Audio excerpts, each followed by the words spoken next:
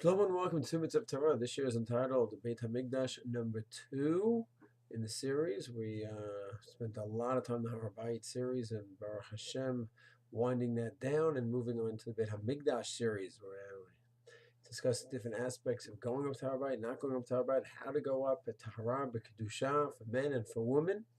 Now regarding the Mikdash question, going to build the Beit HaMikdash, we're looking into that topic, and there's a lot of issues involved, just like the Har Bayit, but even more.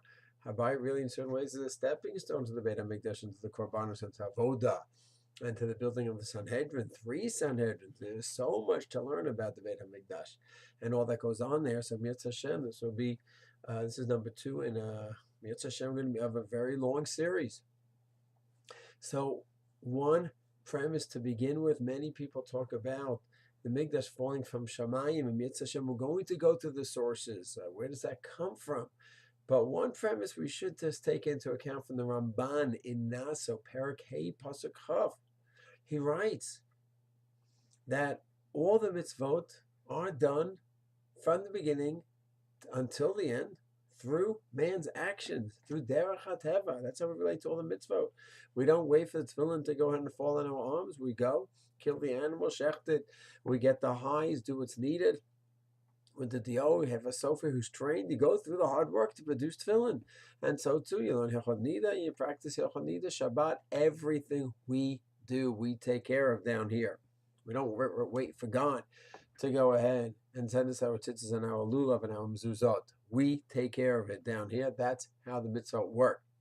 One exception, Ramban writes on in his commentary on Pashat Sota, one is the mitzvah of Sota. We're going ahead and having this woman drink the water, and we are depending on a miracle.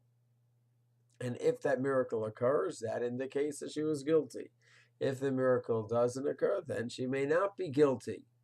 And that's clearly divine intervention. He says that is the first and last and only mitzvah where we go ahead and we count on, we rely on God's intervention for the mitzvah to work. He says otherwise, all of the mitzvot, we, mankind, must perform from the beginning to the end.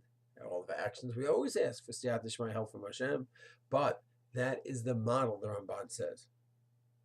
Rav Elbaum, in his article in Truman, in the 5th volume, in his article about the Beit HaMikdash and Korbano, quotes this Ramban, that the premise is that when it comes to performing mitzvot, we have to perform them, and we don't wait for God to perform them, except for this one exceptional case of Sota. And even there, we don't just sit and wait. We are actively involved.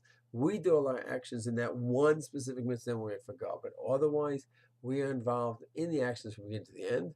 Rav Elbaum says this Ramban should be applied to the Mikdash as well.